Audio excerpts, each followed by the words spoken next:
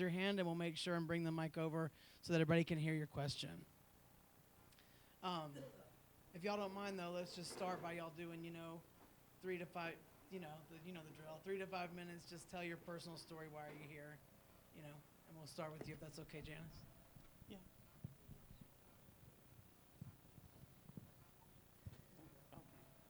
Hi there. My name is Janice Devereaux, and I came for the pizza.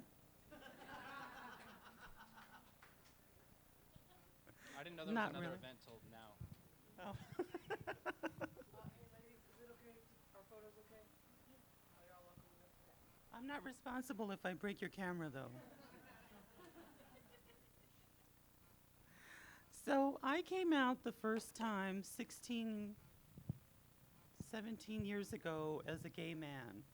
And I grew up in small town New Mexico and couldn't wait to run away to San Francisco or New York or, some thriving metropolis like Albuquerque. And here I stayed. And it wasn't because my car broke down or anything. This is just where I wound up. I came out the second time as trans 11 years ago. And that, almost nobody was out then. I remember when close to here was the gay part of town, and now I see today driving by where the Pulse used to be that now they're in the process of tearing that down. So you could say I've been around for a while. And as you all saw at the beginning of the movie, I remember seeing things like that were pretty common about how homosexuals really were and how you didn't want to leave your children alone with us because, rawr. And, to see now, today, that we're in a very different place for the most part. And so that gives me hope. Good evening, everyone. My name is Riley Golightly. It's good that you're here. Thank you for having me here as well. And thank you, ladies, for sharing this space with me. We didn't get to watch the movie, but I wanted to let you know a little bit about the Compton cafeteria riots. So in 1966, there were the first group of transgender women. Transgender people have existed for a very, very long time. They've just been written out of history often. Even the police reports from this riot were lost. So there's a lot of things that were lost. A lot of our history as transgender women that was recorded or just not even recorded or destroyed. So it's really challenging for transgender people to sometimes figure out their identities or have a role model or find a place where they can feel like they can have a platform to speak to. So in 1966, a group of transgender women went to the Compton cafeteria, and the staff there, this was an act of discrimination, ended up calling the police because these women were rowdy. And so the police came and tried to remove the women, and one of the women grabbed coffee and threw it in the police officer's face. Because, in a sense, she was protecting herself and protecting her rights. She's an autonomous being. She was just enjoying some coffee there with her friends. And people who didn't understand her identity or were comfortable with it thought that they could, raise ruckus and discriminate against her and kick her and her friends out. So then this woman threw the coffee in the police officer's face. They rioted. All the windows in the restaurant were smashed. And then after that, transgender people weren't allowed back in the restaurant or many restaurants or in the area too. So their response to that was to continue breaking the window. So all the money that the business wasn't making by having these people enter their restaurant, they were also losing because transgender people were rioting against these places and devaluing it by destroying the windows. And that's just a tactic when you're organizing for change too. You have to let people know that you won't stand for something, and that was just one of the methods, and I respect it because they were really at the end of their rope for discrimination. And so something good came out of this riot, though, because afterwards, and as I've been seeing in our community here too, is that tragedy sometimes brings about a new bond, and like people start having conversations like we are now. And after these riots, the trans women in San Francisco created an advocacy network of support and different services for each other.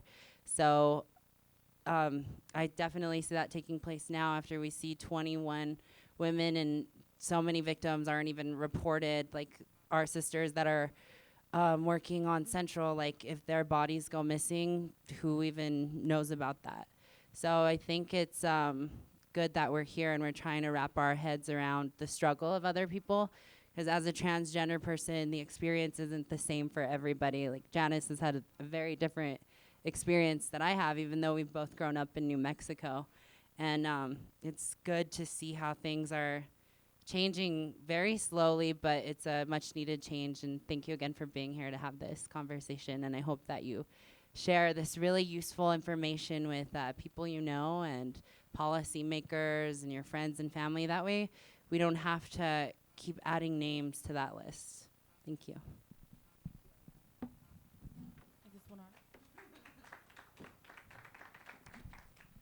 Thank you, Ms. Riley.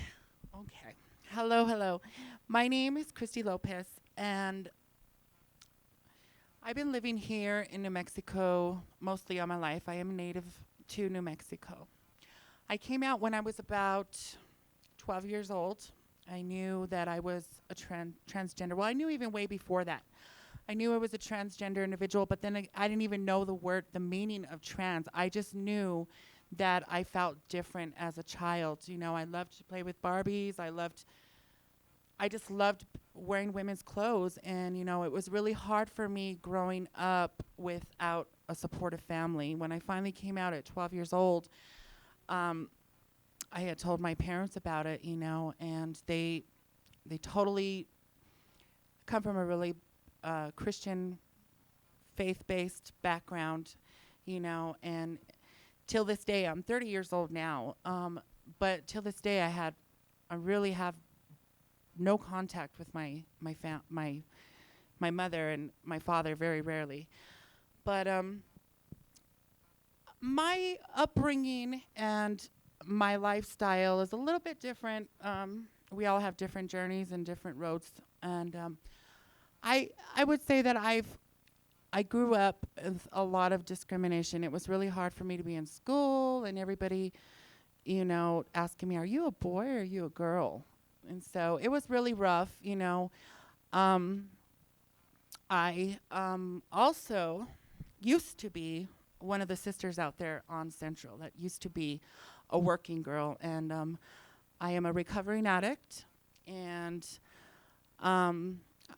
I experienced a lot of discrimination by the Albuquerque police. And not only that, it's just when you're transgender and you get incarcerated and you go to jail, the government decides what your sexuality is and where you are to be placed. And I think that needs a lot to work on. And it's, you know, it's even rough with the probation officers and stuff like that, and having to go in there and have a man go in there and drug test you. But today, I'm happy to be here with you guys, and I'm glad to speak with these lovely ladies and every single one of you guys here today. Just knowing that there are a lot of ladies, transgender women out there that are putting themselves at high risk because they don't have any other resources for them to go, you know. As far as I know, there's only three assisted housing places that accept transgender individuals in Albuquerque. And I'm talking about drug treatment programs. I'm talking about stuff like that, you know. And currently, I have to make a shout out to Maya's Place in the Barrett House and Crossroads for Women and Waiwu. Because they're opening the doors for transgender individuals who are getting out of incarceration. And we need a lot more of that in our community. We need a lot of more people to open up their doors and get transgender 101 training and use it and so we can support the transgender ladies who are out there getting killed every day. And if you just look at these names on these papers and just realize how many people are losing their lives, you know, because of who knows, drugs, sex, and rock and roll. But I'm glad to be here again, and thank you for having me.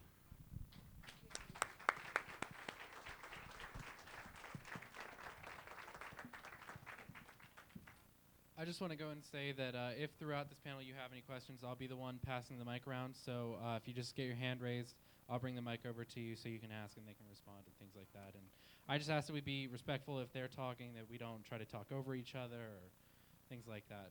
So questions now? Yeah? All right. Anybody?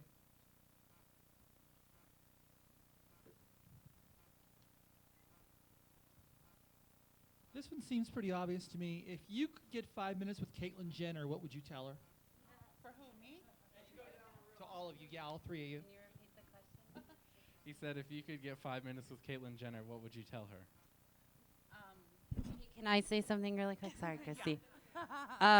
When you ask us questions, can you introduce like yourself, your name, and the gender pronoun you prefer? Yeah. So. Okay. Thank you, Shorty Johns. So if I were to have 5 minutes with Caitlyn Jenner, I would praise her and I would tell her, thank you so much for making a difference in our community. Because without her right now coming out, I mean, just think about it. 10 years ago, transgender was barely coming out, you know. But I feel today that it's a lot more out there nationwide, even nationally, that it's becoming more accepting, and I'm hoping that within the next couple of years, transgender won't even have a stigma or have any kind of discrimination towards it. And so what I would tell her is thank you so much for coming out and being you, and I'm happy for you. I would ask Caitlyn Jenner, why the hell are you a Republican? Like, why? Yeah, that just blows my mind more than anything else. She's from a much older generation than I am, too. So her generation, like, she wasn't able to express herself as fully as I am. So, of course, I feel like the older transgender generation is, like, all about the notion of passing, like, is this fine to present this way? There's still a lot of healing that needs to take place for that generation, and thankfully they've blazed some trails. I saw her show. I think that it's great when she has guests on because they bring a new perspective. She's had some trans women of color. I think that it's really good that she has that platform. I just want to make sure that she like puts her money where her mouth is and helps support trans programs because they're the most underfunded out of any LGBTQ programs. And I hope that people can learn just as much from her as they can me. And I also think she's necessary because she's a white trans woman, and sometimes white allies need to talk to other white people because sometimes that's the only message, the way they can like take in that information. So I think that she's affecting a good community as well. So truth be told, I don't have a TV, so I have not seen the show, but you know, like Kristy was saying, 10, 11 years ago, nobody was talking about anything like this. You know, we were, if we were part of a story on a TV show, you know, we were strung out, or we were a prostitute, or, you know, or some combination of all of that, and we wound up dead, you know, and so I'm glad that the conversation is changing a lot. But I still think that a 41% suicide rate is way too high, you know? And so I would encourage, you know, on that show, conversations like that, you know, where, I mean, it's not hyperbole to say that at least half of all trans people attempt suicide at least once. You know, and if we were talking about any other population, this would be a national epidemic. So that's what I would do with my 5 minutes.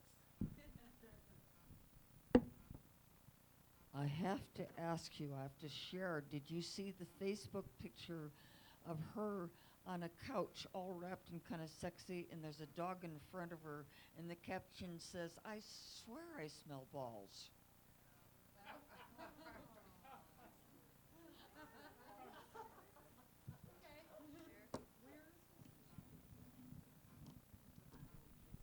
Next question. Well, Ellen, I have not seen that meme, but that's the kind of stuff, like, we gotta stop laughing at, too. But I appreciate you saying that you saw something like that, because it's the reality, right? Is people make fun of us all the time. They dehumanize trans people. So, like, if you really buy into that and you really think that that's funny, then you're just letting someone think that, oh, well, that person's okay to make fun of, a person's okay to, like, punch or kick. And then it's just like, that's why we're at this point where we are today, is because we've thought about things like that. So definitely trans people could make some other counter memes to that too, but that's unfortunate because everybody has a way to vocalize what they think about an issue. So you just kind of have to take it, and trans people are very resilient too. So it's not the first time we've heard something silly like that. In fact, when I've been at a bus stop, people are like, "Oh, you're a man." And I'm like, "Why I'm a man?" Because I told you, like, to stop talking to me and to stop, like, harassing me.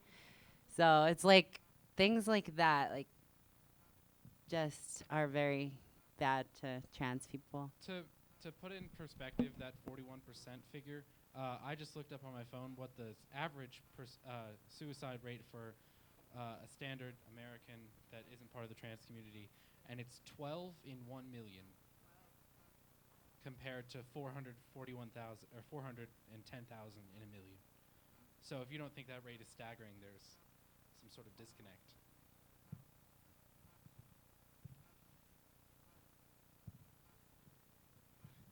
So speaking of that, what?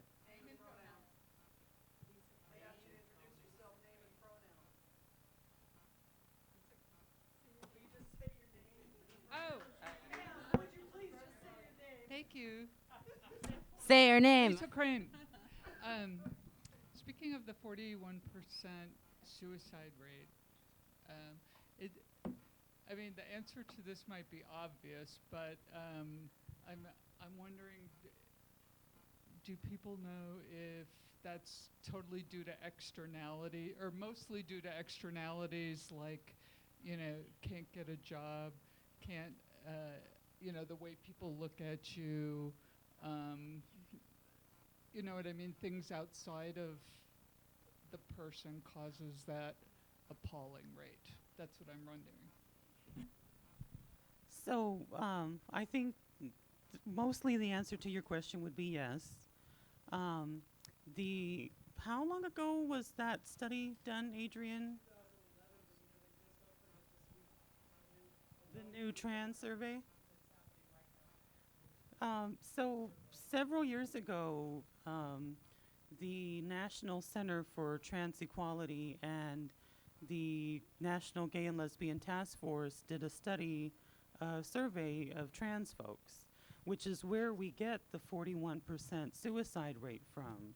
And if you look at the contents of the paper, you will see that trans people experience homelessness, joblessness, illness at a much higher rate than the general population.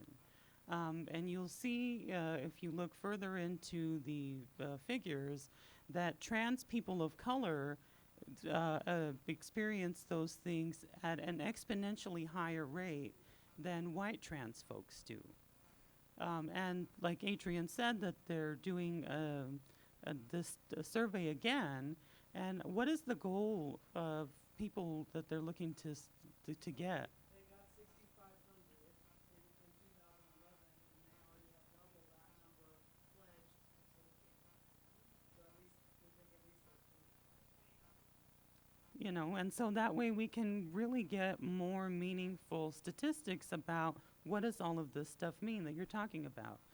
People get kicked out for coming out, at work, at home, in a lot of places.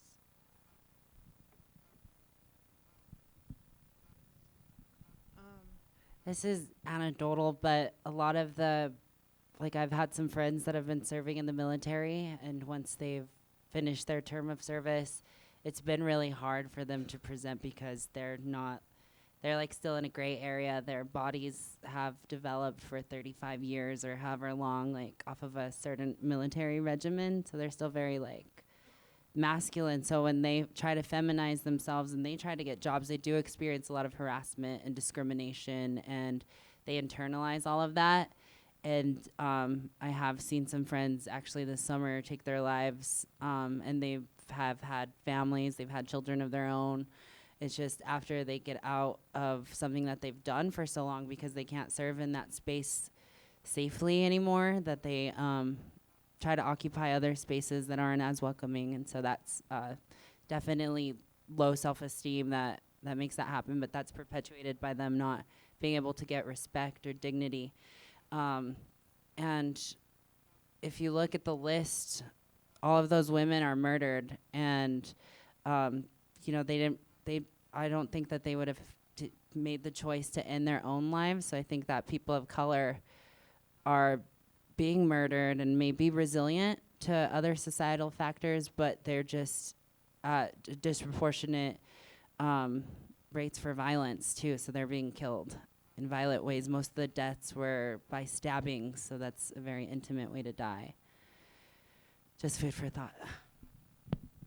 Another thing, how many of you were at Lacey Green's seminar yesterday, I believe it was? Anybody? No. Okay, wow.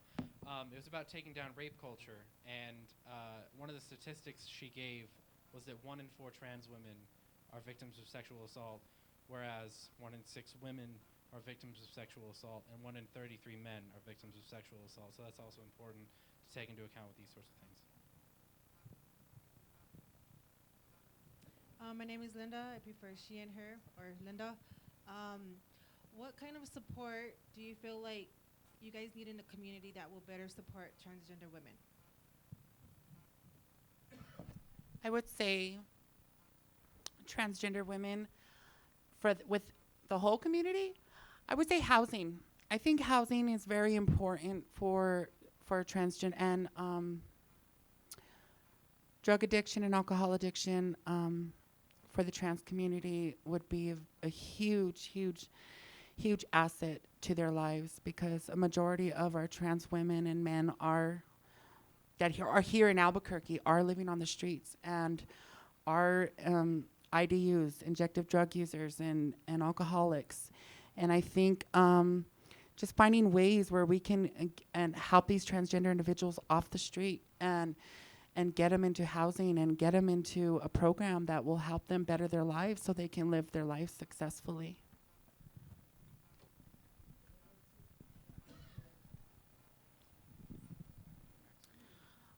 I think understanding really goes a long way. I think one of the reasons that, we encounter such difficult times is because basically we're doing the undoable. Something that that nobody should be doing, right? The taboo. And so that's where you get a lot of misunderstandings, a lot of misconceptions about, how people really are. We heard some of that when they were trying to get the movie going about, how the homosexual really is. Well, let me tell you, having been a homosexual for a long time, I've never been like that, but, Someone else saw your story. and so, and I think really a lot, to Kristy's point, yes, trans folks need jobs, places to live, things like that. But if you promote understanding, then all of that stuff follows, right? And so I think that, this path that we're on, where, now more than I've ever seen, that we're talking about trans issues and things that, people encounter on a daily basis. Do you mind if I add in? I agree with both of these ladies. Employment and housing are important factors for transgender people because they experience that at 4 times the rate of a straight cis population. I think that the community could really benefit from like humanizing trans women, especially like just accepting the fact that there's people out there that are gonna find us like pretty, sexy, smart, talented, all of that stuff, and they're right here. Oh, the ones that like us. Can name a few. But yeah, just accepting that, and when you find someone who does do that, like don't yuck their yum. You know, like everybody's different. Everybody has preferences and stuff. But it's when we start saying like, oh, well, she's trans, or like, oh, they're this, that we start dehumanizing them to think it's okay to discriminate them when they apply for jobs or seek housing or meaningful employment or anything like that. What are some ways, I'd love to hear from the audience, what are ways you think that you can be an ally to trans women of color?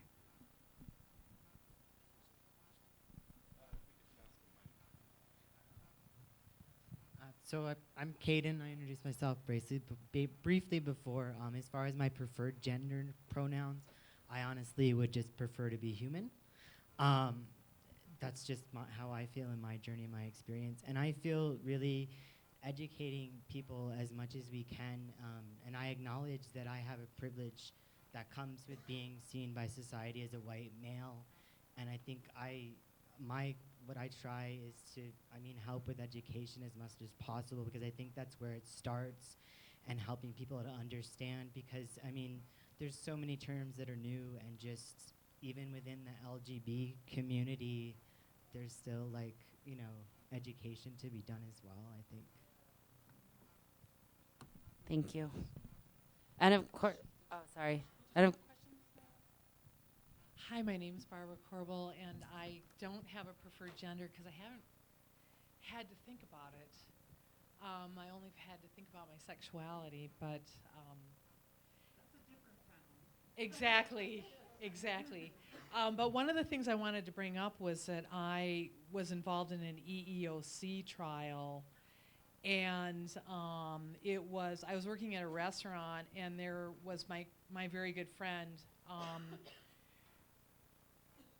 Was fired during the transition from male to female, and we had worked together for 10 years, and one of the things there was a couple of things that we encountered, and one of them was that there was nothing when you go to fill out the form for what kind of discrimination are you going to the EEOC for. There was no line for transgender discrimination. They were trying to shove my friend into the category of sexual orientation. So that's one of the things that needs to be looked at, and I'm not trying to tell anyone what to do, but I'm saying that we had a big problem with that. And that's on 5th Street, where you go to fill out EEOC, and it's the stuff that eventually wends through to get up to the federal level. But you have to start locally when you're going. The other thing that came up that I think is endemic to our area, but not necessarily other areas, is the fact that my friend was undocumented. And so they tried to use that in the court as a way to undercut the case. So that's another thing that comes up that is very much about where we live here with EEOC cases. The first time that I know of a transgendered panel in the city of Albuquerque is in 1997, actually. And it was at a Multicultural Women's Conference. It's a statewide conference that is organized, and on the panel was Virginia Stevenson, who we were hoping was going to be here tonight, but she's visiting her son, Josh, my friend. So she's in New York right now. There was a panel of transgendered stuff. It was Gordine McKenzie, Virginia Stevenson, Sean Hayward, who is now Ava, and one other person who I can't remember who it was. but that was in 1997. And that was the first time that I ever remember having a discussion of any kind about trans stuff, and it was really new then. So just the historian's input on it, but there you go. The EEOC thing, though, really burns my ass, to be quite blunt. I was pissed off that we weren't able to put on the form what the hell we were like trying to argue in a court, because when you get into the EEOC trial, basically what happens is you're in a position where, you know, they need to know why you're there, and if they don't have a way to frame why you're there, they don't even have a language for it right now in the EEOC stuff. So just a thought, Adrian, but there you go. Can I respond to that? So thank you for bringing that to our attention. I had the opportunity to meet with the office of Congresswoman Lujan Grisham earlier this summer, and I was talking to them about creating equity on forms, specifically ones at hospitals, so that doctors and nurses at least like know what to expect when a patient comes in, and so it's not so binary. So including a question like, what is your gender identity? Are you currently on any hormones? So subtle things like that, that at least when staff sees that, they have a question to ask or something to talk about, and that they know how to address it. So I think that that's worth pursuing in other avenues, just like our local and state ones too. So thank you for saying that. So hi, Felix. I go by male pronouns, but just a little backstory on me. I was cis female straight going in becoming a man who is queer. And so I noticed just, you know, trying to delve into the gay community and everything that there's a lot of transphobia just even within the gay community. What can we do as a group to try and, you know, either bring a brighter light to the trans community, especially to the trans women, because there's obviously way more discrimination towards you. What can we as trans people do?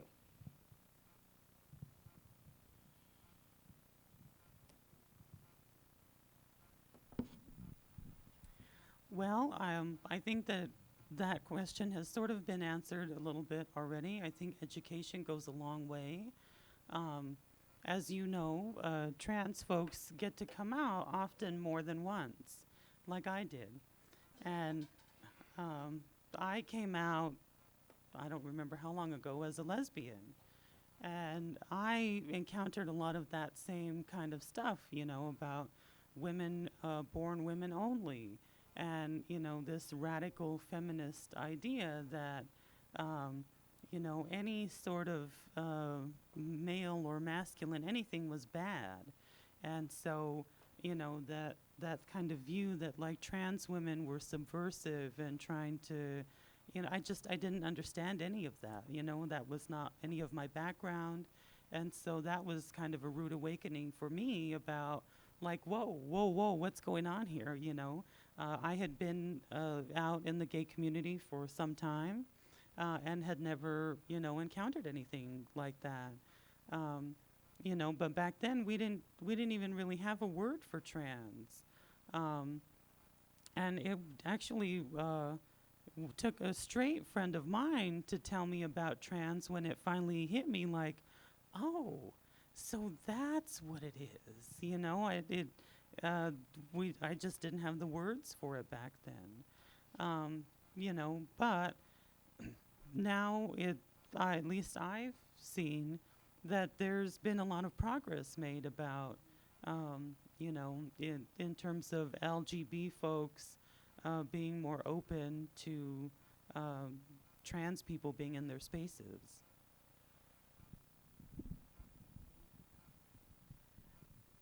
Thank you for that question. Thanks, Janice, too. I agree with her. You need to find an ally that's probably gay so they can explain that to someone else that's gay. Because, like, obviously, as a trans person, you don't have the privilege to, like, get to them on that, like, platform. So it's definitely not up to you to advocate or educate everybody that you meet. And if somebody's not respectful of your gender identity or even your queerness, then fuck 'em. Like, don't, like, move on. Like, you can do better.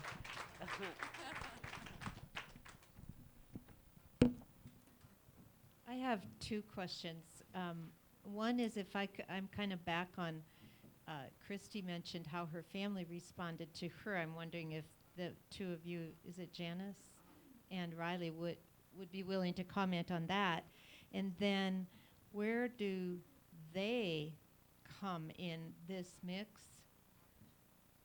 The people that one day feel they're female and another day might feel they're male. That's a whole nother. That's all I know about it. I just.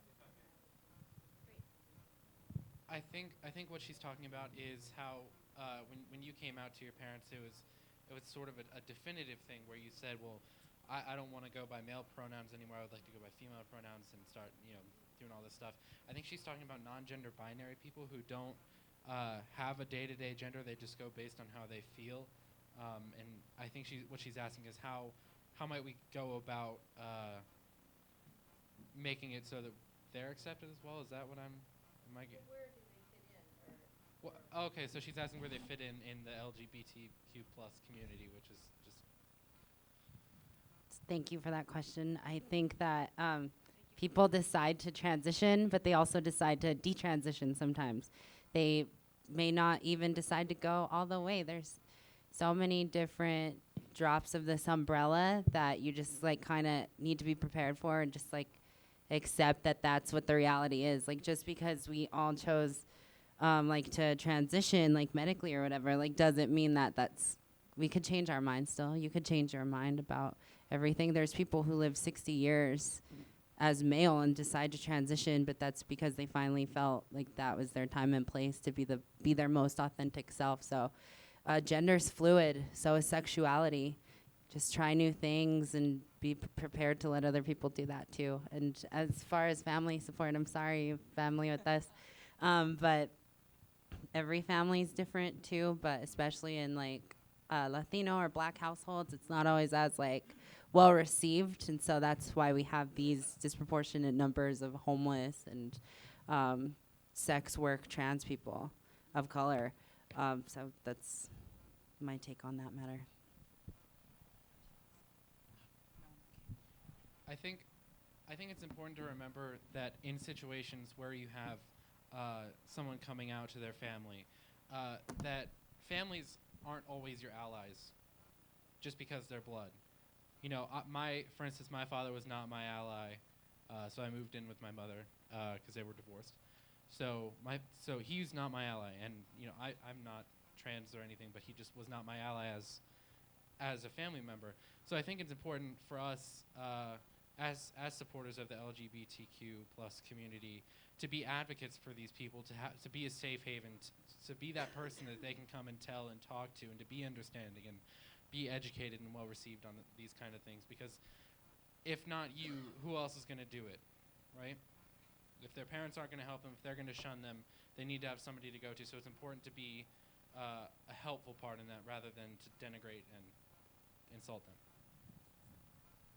When I decided to transition, let my family know, I had to take a step away from them and kind of get away from them because they seemed to be the only people that weren't respecting like my new identity, my pronouns, my name, anything like that. And they've been used to calling me by a certain way for so many years, but for people that I've been knowing for 3 years, like in the academic world, to change overnight, I kind of expected them to do that, even though, of course, I realize now that it was going to take them time and it's good now, but I needed definitely to take a step back, but just knowing that you're supported there is good. And not only that, is like when an individual is preparing to come out and be out with it, and for me, I knew that I was going to lose a lot of important people in my life. I knew that when I came out and I let my family know that I'm transgender and that I am a woman, I was prepared to lose everything. And I think that's where drug abuse and alcoholism comes in place, because it is a quick get away from your feelings.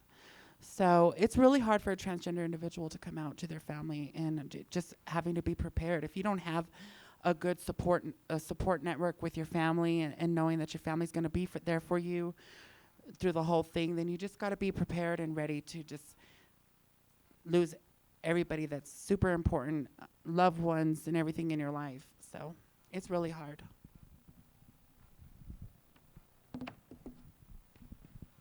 So to answer your question a little bit, I was very lucky in that I didn't lose a whole lot of folks. The family that chose that I do not speak to now, that was broke before me. You know, and one of the things that I think is important to keep in mind is that when somebody comes out to their family, they have all this history with that person, right? When they're that tall and, you know, trying to figure out how to use a spoon and, you know, different things like that. So of course it's going to be difficult when you know, if you're one of those folks who feels that they need to transition, you know, and sometimes you do have to step away for a little bit from your folks because they may not be on board, you know, with you. But that doesn't mean that that's always going to be that way. I ran a support group here in town for almost 10 years. And, you know, I saw countless people come in, you know, and talk about how, you know, their dad didn't want to talk to them anymore and cut them off of their payroll and, you know, different things like that. But, you know, after some time had passed, you know, the relationship started to get back, you know, to where, not necessarily where it was, but they started to have a relationship again. And so I think that sometimes there's this big, I don't know, impulse to like just cut people off and, you know, you're done with them. And that's not always the case. You know, some people, you just got to step away for a while and then they see how well you're doing and they come back around. I don't know if that answers your question completely, but yeah.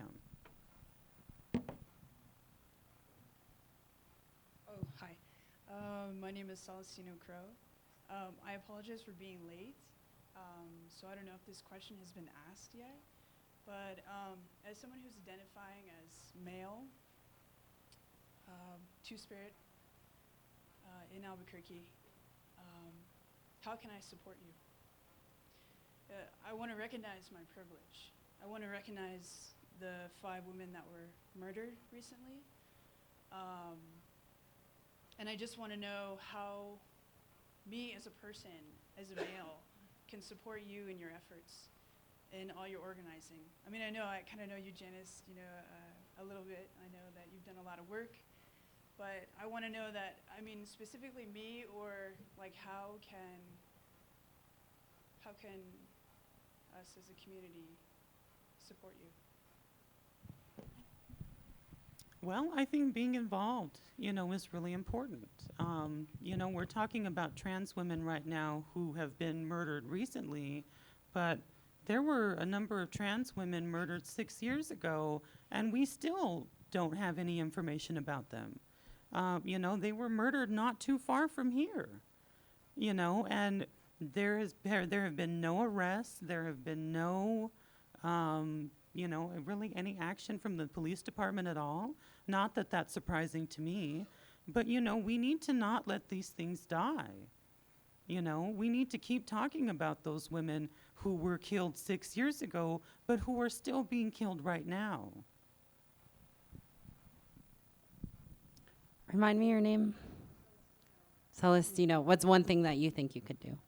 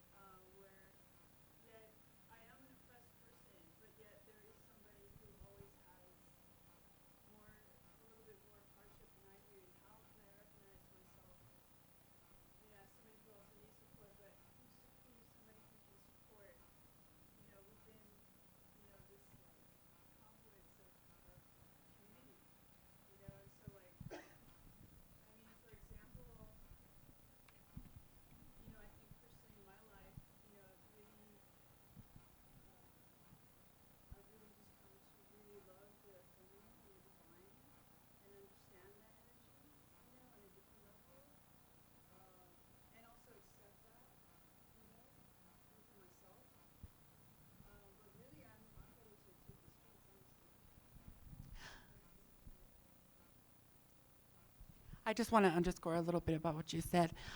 Just if everybody can just look around you right now and just knowing that you being here today in this room right now is making a difference within our community. Just your presence. I also think ways you can help trans women of color is by dating them or giving them jobs. Yeah, or giving them jobs or attending events that they organize or. But yeah, just do something that with a trans person that show them that you care about them. So like I know that on Tuesday some trans women of color have come together to organize an event in line with Black Trans Lives Matter at 11 a.m. on Tuesday the 25th at YWOO. We're going to be marching downtown, taking First Street together in solidarity. So we're inviting our community, our trans sisters and brothers, and having a die-in too. And you take Tuesday, August 25th, it's going to be a march and a die-in. And that event was planned and is being led by trans women of color. So that's how you can best support us if you want to take the streets, but definitely value and recognize the leadership of trans women in the community and let them lead a lot of the work, because it is their lives at stake. But you having conversations about identity or you choosing to go against the grain of what you've been taught as a young person is very helpful too. That'll be released tomorrow. So is there a sign-in sheet? We can make sure that you guys all get an invite to that. Okay, thank you. My question is kind of twofold. First of all, how can a faith community make itself more welcoming to trans people, both male and female? And then secondly, the second prong of that question is, once we have made ourselves more welcoming, how do we effect reconciliation with the trans community? And by the way, I forgot my name and my pronoun. I'm Father Frank, and my pronoun is he and him. Thanks for hosting all the visuals too. That's the only time I ever see a priest or anyone from that church. I live in a secular world, but when you do things like that, that really means a lot, because we come and we try to heal as a community, and you're helping to facilitate a lot of that. I probably won't be attending church, to be honest with you, and I don't know what other people need, but I can see people going to the doors of a church when they're lost, and they need some faith, and they might need other resources too, like food or just kind words or, oh my God, I just had a great idea. You could make like a trans person statue or something and put it in the church. I'm sure that would call a bunch of people there. Like you just showed, you posted something too. It's like a I've Krista. got the flyer back there. There's a sculpture that was made back in 1975 called Krista, and it was a sculpture of a female Christ crucified, and it was supposed to represent that women share in the sufferings of Christ, and Christ shares in the sufferings of women. Yeah, so I think that's great too.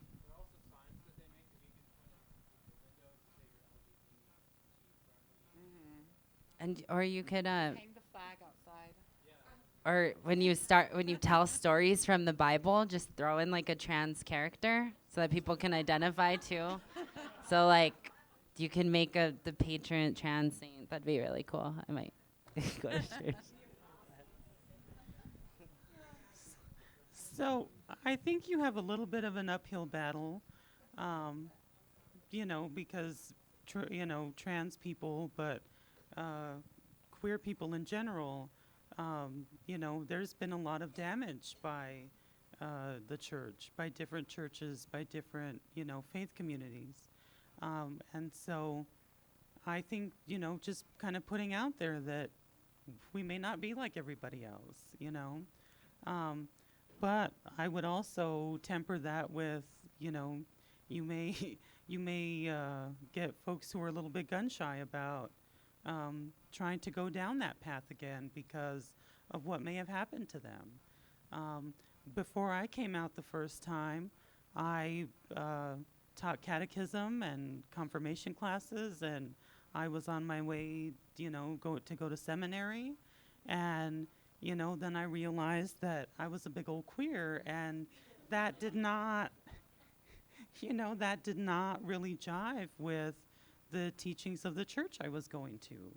And so, there's a lot of, angst and turmoil that things like that cause with folks. I mean, I'm glad that now we have faith communities that are accepting of LGBT folks, but that historically has not been the norm. And so, there are a lot of folks who may not be as willing to make it down that road again.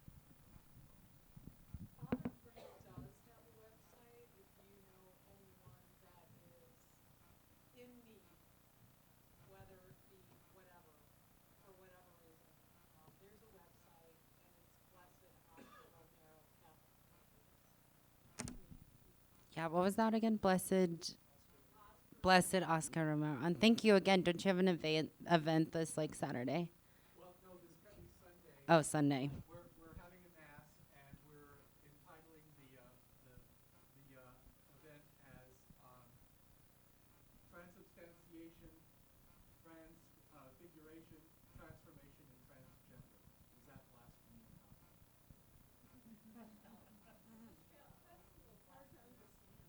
Well, we're discussing the whole idea of change and how change and transformation within ourselves can help make us better allies for the trans community. And I think you could one way to help would to say it that way, because the other way it's a bit sensationalized, and that's what trans people are so used to, is these big scandals and stuff like that. So really calling it what it is, you're yeah, that would be great. And if that's a space where you are going to honor the transgender women that have had their lives taken, then you can count me in. Hello. My name's Lily. I prefer she, her pronouns. I was wondering, in the wake of the recent Supreme Court decision about marriage equality, what do you all think is an important legislative task, either specifically for New Mexico, or I guess for the federal government? If you could put one thing on the legislature's agenda, what would you do? I would say housing. I think trans women and trans men need housing. I really do. A structured housing. I'm going to put Maya's on blast again. But Maya's Place for Women is a beautiful, structured apartment complex that help women who are experiencing incarceration and drug addiction problems. And I think, and they have their doors open for trans women. But if you were to I'm answering your question. If I had anything to do with the legislator, I would definitely advocate for housing and to get a program open for trans individuals who are experiencing drug addiction and homelessness. Thank you. I have 3 things that are on my own legislative agenda, and I agree with you, homelessness. Actually, is anyone here familiar with Casa Ruby in Ruby, Coronado of Washington, D.C.? Well, it's a transitional living home for predominantly transgender youth, and since 1996 until 2011, I believe, until she got her first house, there were 98 murders of trans young people in Washington, D.C. And so once she started that house, there hasn't been a reported or investigated murder into trans youth. So hopefully that's meaning that they're not being murdered anymore because they have a space to call home, and that their lives are uplifted there and they're able to gain education. That's another thing that I would definitely want to speak to legislators about, is giving devoting like at least 3 weeks of a health curriculum for people to explore their gender identity. Because when youth are really the solution, they really have a lot of answers. They're like elders in a way that have been reincarnated. So I feel like they have the answer. So if we really listen to the youth and let them discover out things when they're a lot younger, that could bring about a lot of change, because then they're not going to be growing up hating trans people. So I think that that's really good. And another thing is providing every trans person, be it private or public, insurance benefits for masculinization or feminization or any sort of medical transition that they need to have, because that's why there's a lot of violence, is because people can't pass, and that's because they're unemployed, first of all, but then they also have insurance with a hell of a lot of pitfalls that don't pay for things like laser hair removal, which is really expensive, and you need that if you're going to get surgeries, or trans men who want to have top surgeries. Like, those things are very jarring, like our body parts as trans people. So if there was an accessible way to have those procedures, then it would make a lot of change just within the community from within. And of course it would help a lot of people just come to terms with it too. So in the state of New Mexico, we have an employment non-discrimination policy, but in the rest of the country, we do not. And so I believe it's like 39 states. You can be fired for coming out as gay or lesbian or bi or trans or whatever. You can lose housing, so really passing a comprehensive non-discrimination act, I think, is really important. I think providing universal health care to everyone is really important, not just trans people. And then, like has already been mentioned, housing. Those are really important things that trans people live in fear of not having.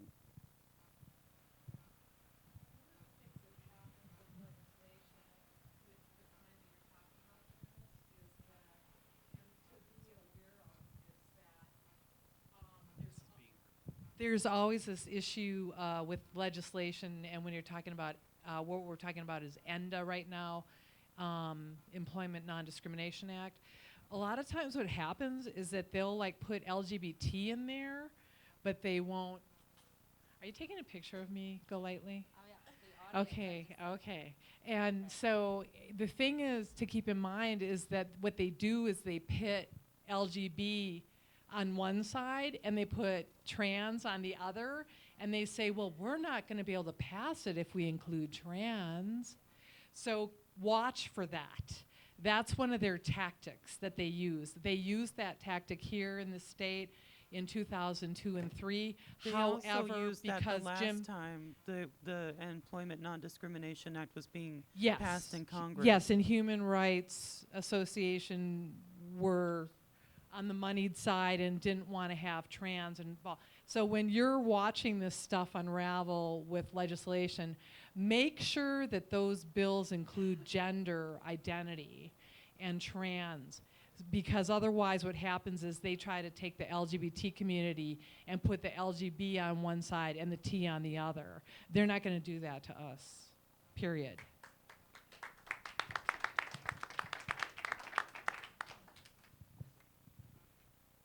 Danny He. Oh, hold on. Let's wait for the selfie here.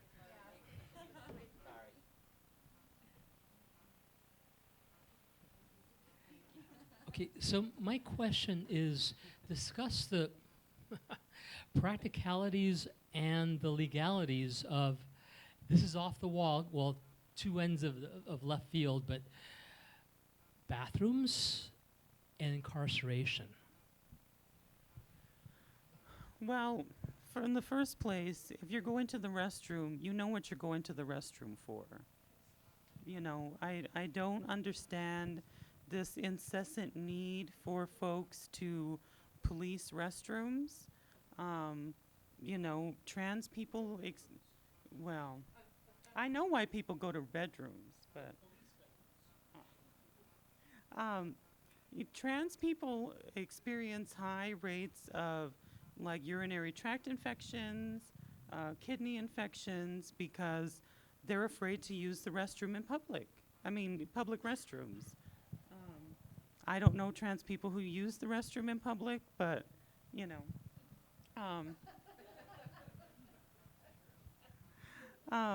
You know, but if you're, I mean, we're talking about, I get the fear sometimes that people have about, you know, the restroom thing, but really, I mean, you're going in there, you're doing your business, and you're leaving. So what difference, you know, what was the second part of your question? Incarceration. Well,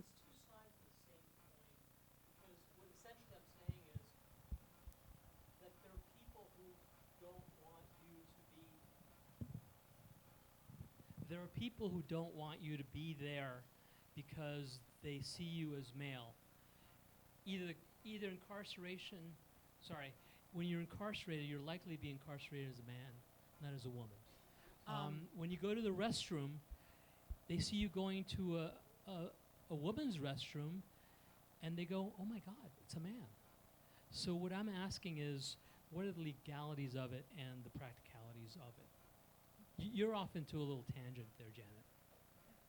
well, I mean, we're talking, I mean, if you look around the country, there are places where legislators come up with these bathroom bills, you know, so that trans people, yeah, in Colorado, they were trying to pass one so that it would be illegal for trans folks to go to the restroom.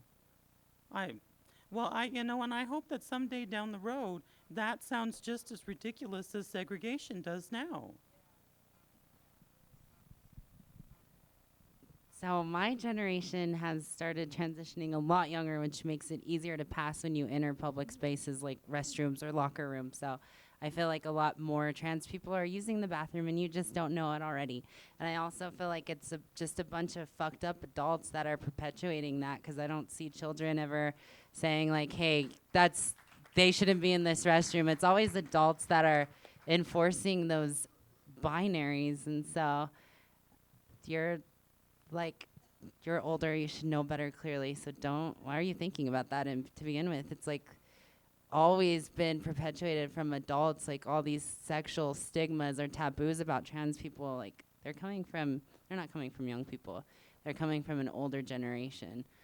And as far as detainment goes, there is still many things like that are failing our transgender sisters and brothers when they do enter detainment facilities, because there's not a way to contain them.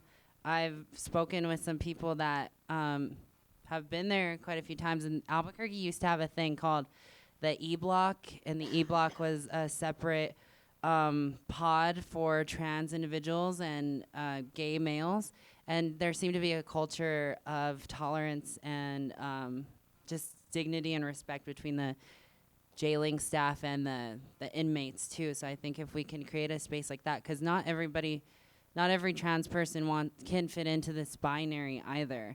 And so when you are detained, you also don't have access to some hormonal treatments that you need. So of course, like, your mind might get a little fucked up in there, and there's just a lot more like, and it's because we have a private prison system too, is that things are like this bad.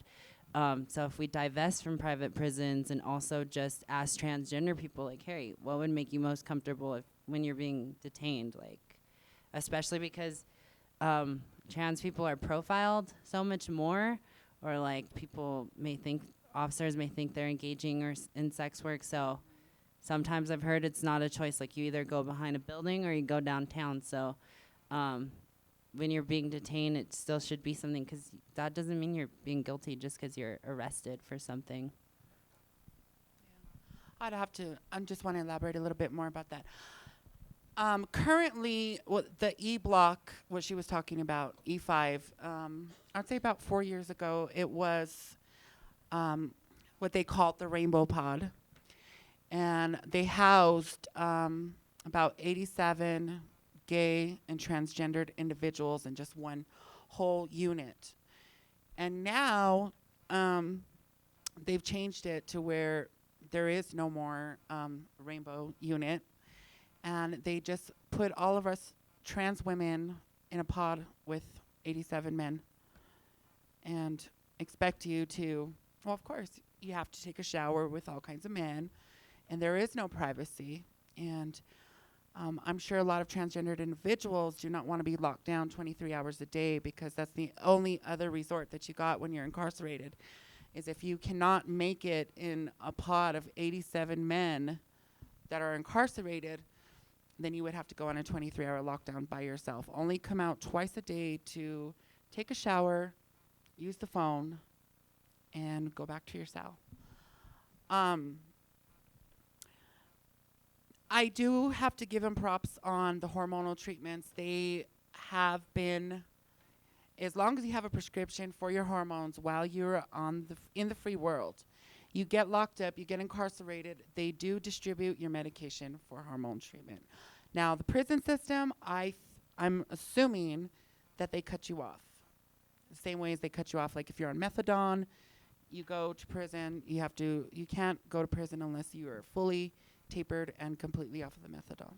So, it's very uncomfortable. I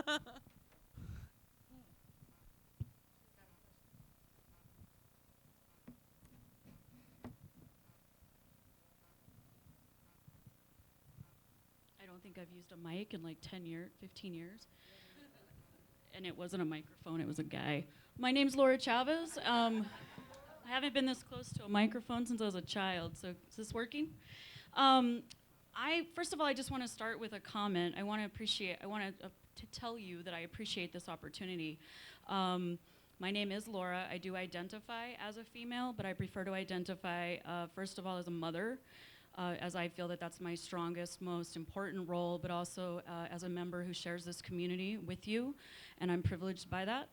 I'm initiating and trying to foster my own change through my parenting, very aware of gender stereotypes, gender roles, as I've brought Avran, my son, who's here today. Also trying to foster that change by allowing him to have contact and be inclusive in his upbringing as much as possible by bringing him to events like this. Also very active on PTA and PTO, making public schools a safe zone, which I'm proud to say his school is a safe zone. My question for you comes from my other hat that I wear as a professional working in social services, providing clients with direct services around housing, recovery, mental health, etc. I wish to convey that I am an ally, although I am also aware of the many privileges that I have had. One of those privileges is that I do not have to, on a daily basis, address and explain my sexuality unless I want to, and I'm inviting that conversation. And I definitely do not have to, on a daily basis, address or identify my gender. So with that sensitivity in mind, I do want to convey that I am an ally, and I want to honor and be sensitive to the transgender experience, but I also want to honor the whole individual. How might I foster a relationship that's not based just on that one dimension? How do I foster a relationship without turning that individual into a poster child for the transgender experience? How do I convey these messages but still honor a transgender individual holistically? If you have any suggestions in terms of how we build relationships when we're working in social services.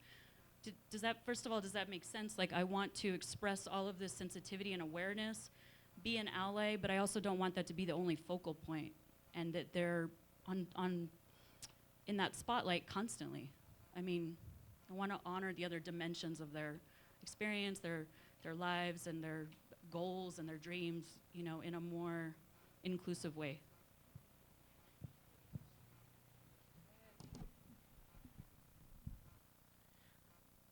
So thank you for that question. You know, I think listening is a big part of that, you know. And when you're not sure about something, just ask. You know, trans people get asked lots of questions about themselves all the time. I've been doing this since we were chiseling stuff into stone tablets. I've been asked about every question you can be asked, you know. But ask, but I also understand that sometimes you're going to mess up. Sometimes you're going to mess up, but it's not the end of the world. You know, it's not one of those things like, oh my God, I used the wrong pronoun. Let me, roll on the floor like I'm on fire. You know, that's, I mean, if you realize that, if you misgender somebody, you made a mistake, and then move on, and I think that things like that will be, so that it's not like, so how's your transition going since I talked to you yesterday? So that you're not in a situation like that. Being an ally can be an unspoken thing sometimes too. Like, I've known people who have known me throughout this entire spiritual, mental, physical transition, and it's never been something that I've had to address with them. And I feel like that's where they were really like seeing me for me, but not constantly bringing up that aspect of my identity and asking questions about my body or my experience, but letting me come to them on my own terms and really having my own ownership of the story that I want to tell people. Thank you. This just goes to Kristy. I've never personally, I work the streets also, but I'm not transgender. And I never really, I would always be like, hey, you look cute or whatever. I never really talked to anyone out there or anything. So Kristy's the first one that I've had a chance to get to know. And I just think of you as one of the girls, and I'm so glad we could come support you.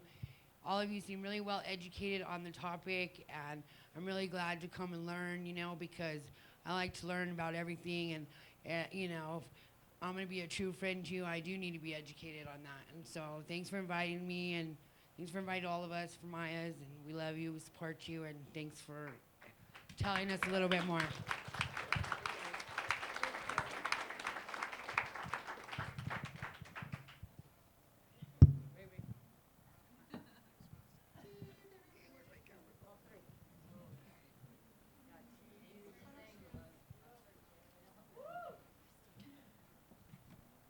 My name is Tori, and I identify as two-spirit, gay, lesbian, female. Thank you once again. I kind of ditto what Laura said about you guys coming up and presenting yourselves and sharing what you have shared thus far. My question is, I guess this is kind of individual and personal. How safe do you feel in the transgender community here? And if you do feel safe, when did you start feeling safe?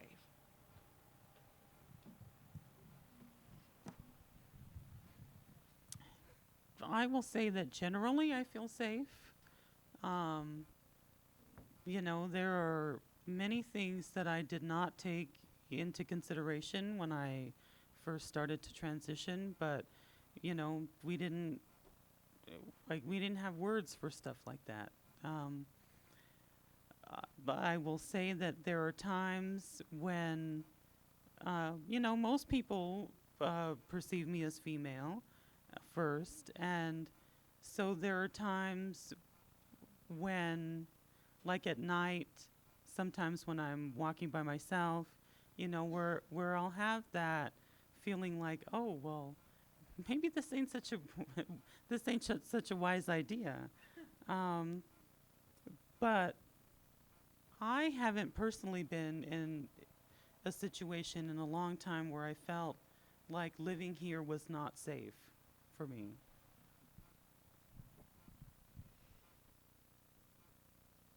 My psyche is just compromised because I don't feel safe when I walk the streets or really in a lot of spaces. And I don't feel safe just like in my mind because I see the list of people that are murdered.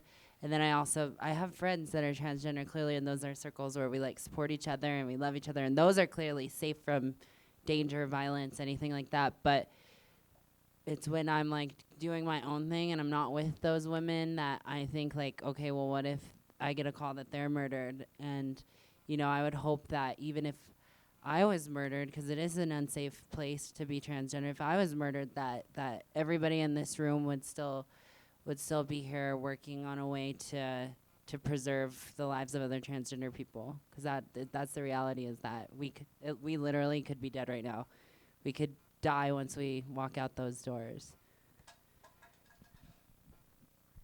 Yeah.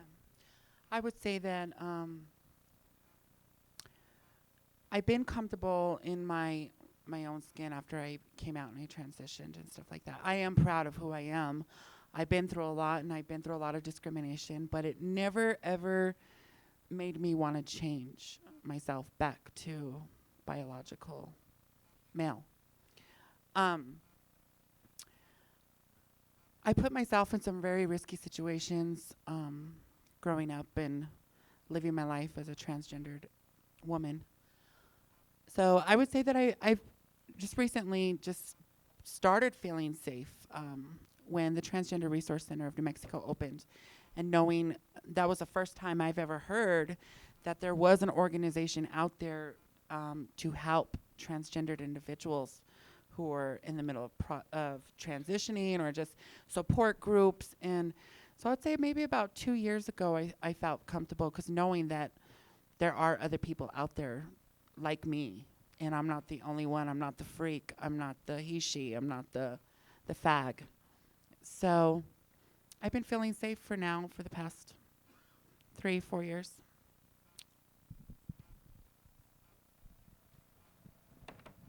My name is Lucy.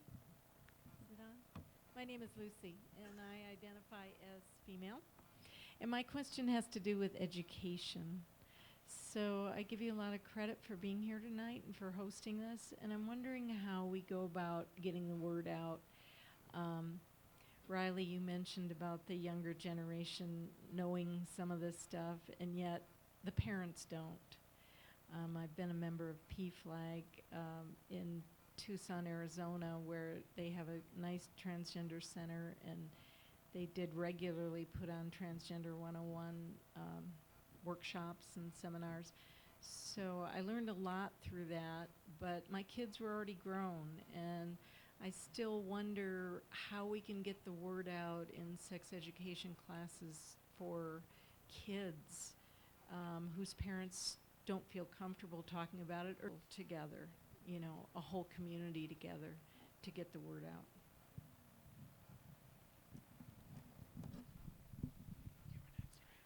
Well, I've gone out with Adrian to do some Trans 101 stuff in schools.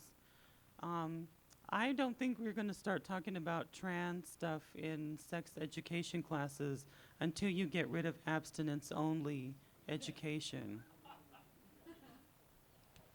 I mean, let's be real about it. We're talking about, we're doing the undoable. And when it comes to what we teach kids in school, is that just don't have sex until you get married. I mean, that's not a very responsible policy.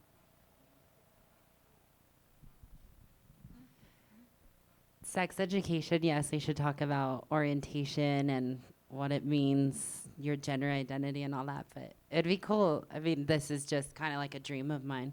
If they would like teach trans history in school along with Black history, or like maybe even in math classes, like, oh, well, Riley needs 6 milligrams of estrogen, so, but she's already taken 2 this morning, so, you know, like more trans-related math. That would be really cool to see education in those subtle ways, so maybe some trans people can become test riders or something like that. That'd be a way to get in there. But as far as hosting an event where there's a lot of people, I don't know how to do that. I'm still trying to figure it out. You know, I'm trying to figure out how to get trans women united just in Albuquerque, because there's so many different walks of life. Like, I'm a young trans woman. Janice is a trans...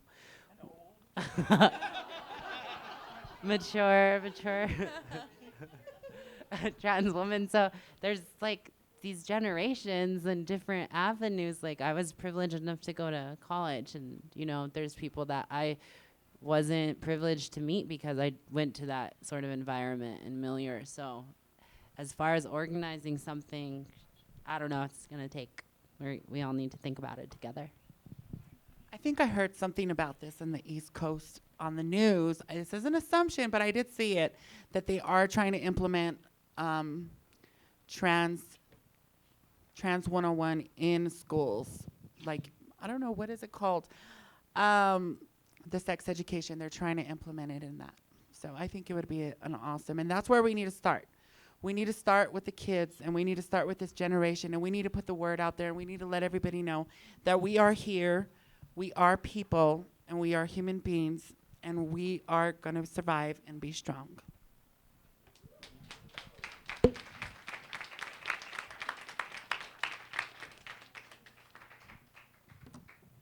Is it my turn again? I'm going to ask a question to plug my event unabashedly, because this directly affects the ladies on the panel and pretty much the entire transgender community. There's a movie coming out in September called Stonewall, and it's a remake of a movie about the situation that happened at the Stonewall Tavern during the riots. The movie we're showing tonight, of course, was going to be preceding that. But more importantly, in this movie, the trailer that we've seen so far, unfortunately in the remake, Roland Emmerich, even though he is a out gay producer, is pretty much erasing the role, the leading role, the vanguard role of transgender people in gay liberation, or whether you want to call it queer liberation or LGBTQIAA liberation. But I'd like you all to address on how that makes you feel, and try to talk up my actions so that people will show up, because we're going to go down to the theater at Century 14 and we're going to protest the opening of the movie, because we will not allow anymore our history to be hijacked by anyone. You know, it's going to be on Saturday, the 26th, downtown of September, sorry. And I'd just like you all to address that. How does that make you feel at your core, that your own community, I mean, we talked a little bit earlier about TERFs and what TERFs do to transgender women. So your allies are actually working against you. But how does it make you feel when your own community is trying to erase the role of people like Miss Major and people like Sylvia Rivera, these wonderful women of color who had the courage to stand up and go out into the streets and start the gay liberation movement? Because without you, there would be no same-sex marriage, there would be no worker rights, there would, for gay and lesbian people. You know, all of these things that we take for granted now would not have occurred without these people up here. So I'd like you all to give them a hand.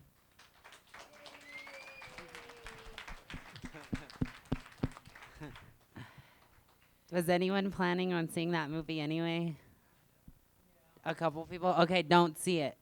But yeah, don't go watch it.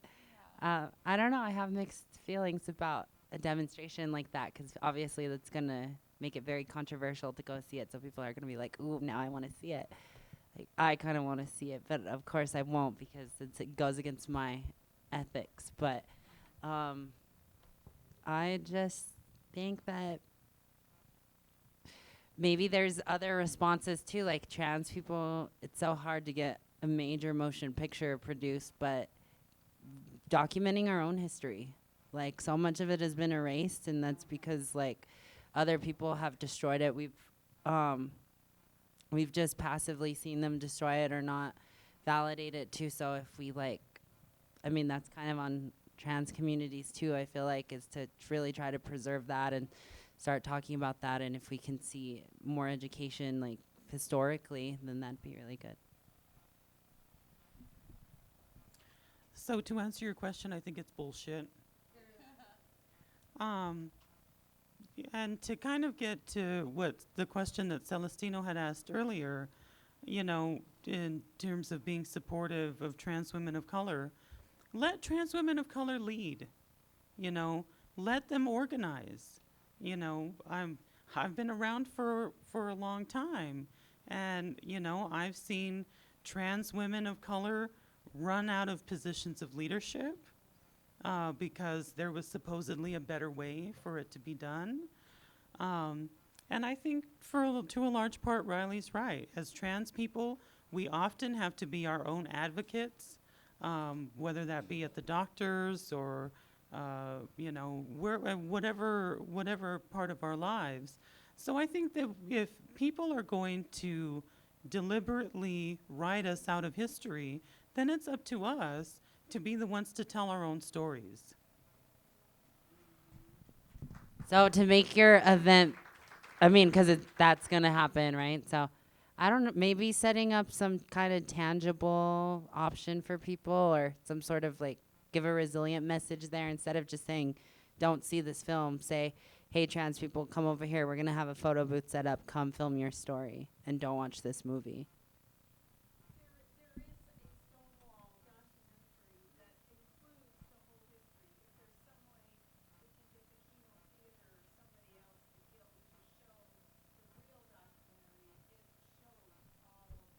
Yeah, so if on the release of that day you can have a screening of that at another theater, even here for free, then that could be a good response.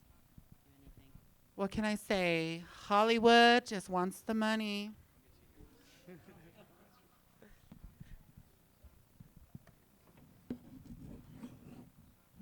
Okay, so here we have, this gentleman's going to make a statement here in just one moment. But for those of you looking for any sort of basic education on LGB or LGBT sort of things, and you don't really want to do a lot of reading or you feel kind of lazy, go on Netflix and watch Orange is the New Black. I mean, it's not all accurate, but... Wait, are you serious? Should I not be, or... I don't know, are you? Yeah, I mean... asking. I mean, in a joking manner, sort of, yes. I think it's I became an advocate and sort of a supporter for the LGBT community because of that show, because someone introduced me to it. So I think that if it'll bring up some questions that I really urge you to look up. So I definitely want to urge anybody here, if you have any questions, there are Facebook pages everywhere that share information and share websites, or just Google LGBT. It's pretty easy to do. So I'm going to let this gentleman speak. Well, my name is Jay, and I kind of identify as male, but I kind of believe that there's an infinite rainbow of genders. So, and I don't really fit in all of them. But anyway, I would just give you a little. This is more of a statement as an ally. I am part of a preschool teachers union, and people are like, is there such a thing? And there is. We are about to charter with AFT, and I helped write the Constitution, and I got the section on membership, and I saw all the wonderful things they had in the membership, but they did not include gender identity. It does now.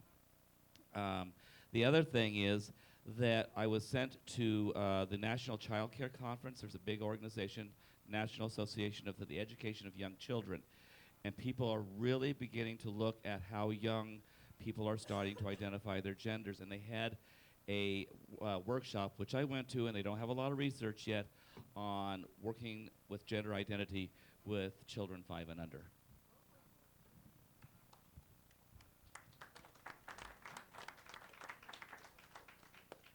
Okay, so it's about time to wrap it up.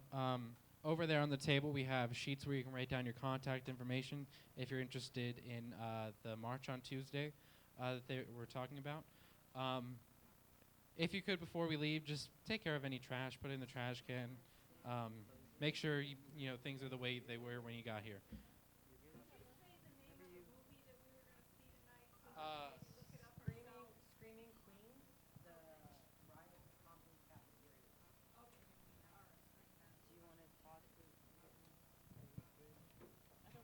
And if any of you would like to coordinate any more events like this, just go ahead and give me your contact information, and I'll put you in contact with the people to coordinate it.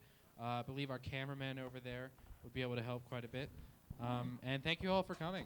Hey, Really. before we disband, I just wanted to take another few minutes to honor the 21 lives that are listed on that sheet. So can I see a list, please? Thanks. So now we're going to do this a little differently than we did in the beginning. So I'll say Poppy Edwards, and you'll say her name, and you'll scream it loud, okay? I feel like you guys should stand up for this, too. It's a little more powerful that way.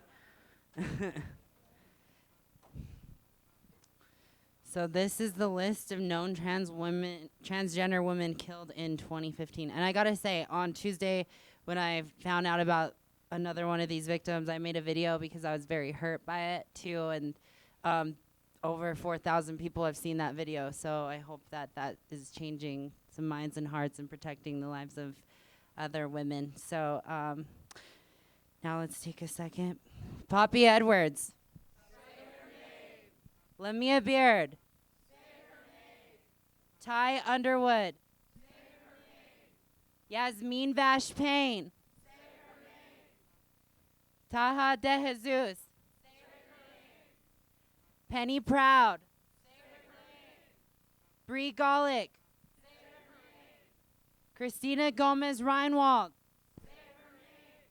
Samaya Yassi. All right, you guys, we gotta get a little louder, okay? People have lost their lives. So if you want to grab the sheet and read along with me, feel free to. We're at number 10. All right, ready? Keisha Blige. Vanessa Santalon. Maya Hall. London Chanel. Mercedes Williamson. India Clark. Casey Haggard. Amber Monroe. Shade Schuler. Candace Capri. Alicia Walker. Tamara Dominguez. All right, now let's take them. Yeah, let's give each other a round of applause. Thanks for being beautiful allies.